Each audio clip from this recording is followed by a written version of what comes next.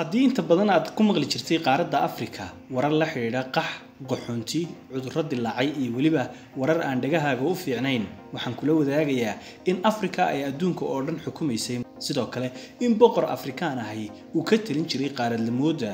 aadka u xadaaradda iyo mugga weyn ee India qodobadaasi ama 8 qodob oo ka yaabin doona oo la xiriira Afrika oo ay kamid tahay in ninka adduunka ugu taajirsanaa ilaa haddana hantidii uu lahaa aan la gaarin uu ka soo jeeday qaaradda Afrika ma ogtahay daawade in mar lagu tilmaami jiray hooyada xadaaradda ama bini'aadanimada qaaradda Afrika darajadaasi oo ay ku kasbatay in xilliyada kamida ay dunida hogaaminaysay laba ma ogtahay in Afrika ay 15 kun oo sano ay adduunka xukumaysay waa xadaarada ka soo jeeday dalka Masar oo iyagu adduunyada u talinayay muddo ka badan 15 kun oo sano iyadoo oo xadaaradahaasina aynan taariikhdooda halkan aynaan ku soo koobi karin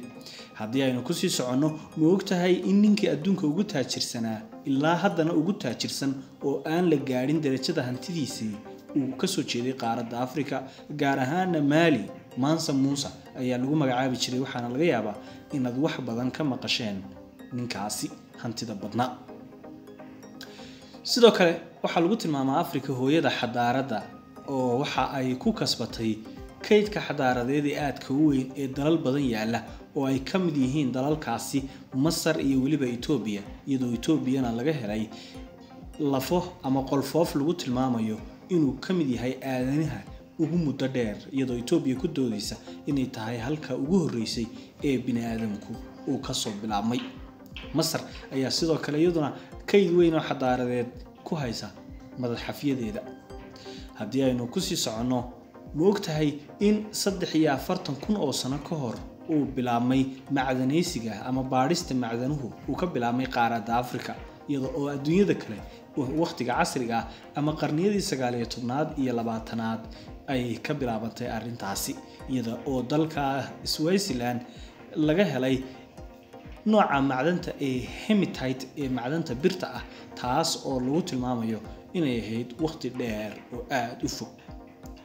haddii aynu ku sii soconno qodobada kala duwan ma ogtahay in kalluumaysiga gudhiisuna uu ka bilaabmay qaaradda Afrika muddo 90 kun oo sano laga joogo arintaasi oo ah muddo aad u dheer haddaba dalkee ayay ahayd dalka uu ka bilaabmay isaguna dalka Congo ayaa kaalintaasi leh ama haysta darajadaasi wadankii ugu horeysay ee dhinaca kalluumaysiga abaabulan maaha kalluumaysiga oo dhan laakiin waa kalluumaysiga habka ganacsiga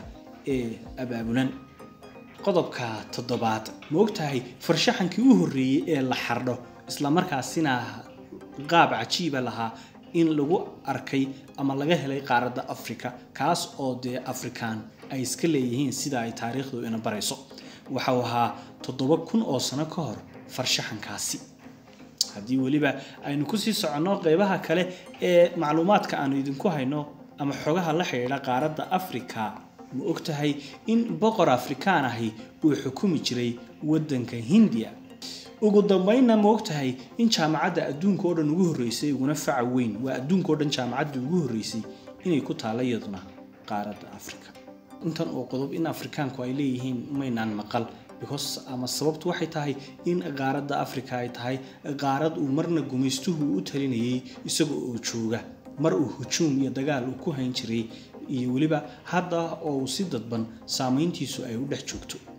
dalal badan oo Afrikaan ayaa waxa dib ugu soo noqday ciidamada dalka Faransiiska dalalkii uu gumaysan jiray isagoo isku sheegaya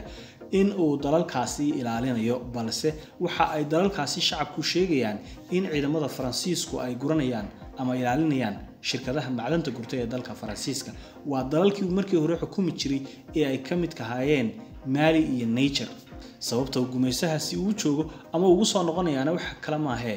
waa in ay mar walba saameyn ku lahaadaan magac xumada iyo waliba dadka qaxaya ama tahriibayna saameyn iyaga inaga timi weeyaan